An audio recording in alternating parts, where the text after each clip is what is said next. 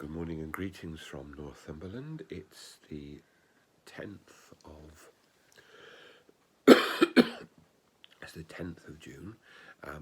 Many people in the Western Church today celebrate the Sacred Heart of Jesus, or the Divine Compassion of Jesus, and I'm going to say a little bit more of that in my sermon for Sunday's Eucharist. But today in the Sermon on the Mount, in chapter 5 of St. Matthew's Gospel, verses 20 to 26, Jesus is calling us to look at our own hearts and our own attitudes. So, for example, he says, the law says you shall do no murder, and those who murder shall be liable to judgment.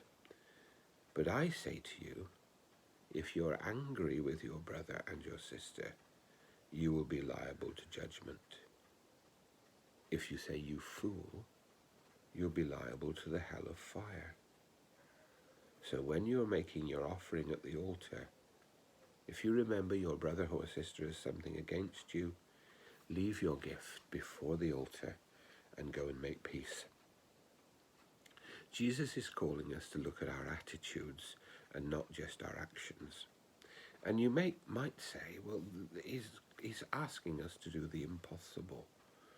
Never to be angry, never to say, you fool, to somebody.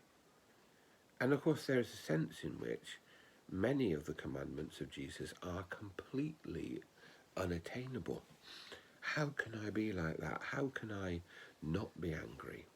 Because every day something happens. But I think what Jesus is calling us to do is to look at our motives. So, for example, if you think about anger, if we nurse and nurture anger about someone for a long time, the only person who's really harmed is ourselves.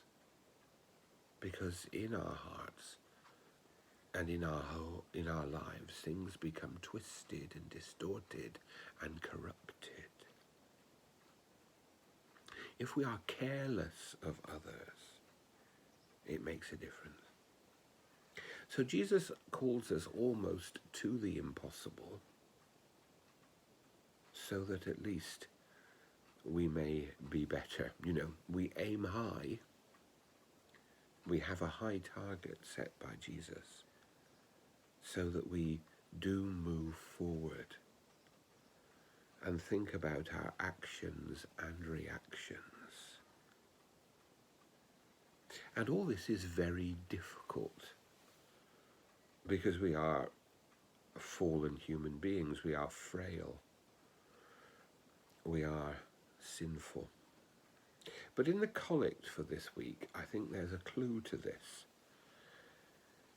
O God, the strength of those who put their trust in you, mercifully accept our prayers, and because through the weakness of our mortal nature, we can do no good thing without you, grant us the help of your grace, that in the keeping of your commandments we may please you both in will and deed. Through our mortal nature, we can do no good thing without you, but grant us the help of your grace. It's not something we can achieve by ourselves, but it is something we can achieve through the slow drip, drip, drip of hearts that are opened to the love of God. We love because Christ first loved us, because God first loved us in Christ. All that we can achieve, all the progress we can make in our pilgrimage, is because the love and the grace of God enables it. The love and the grace of God frees us from our own selfishness and anger and bitterness,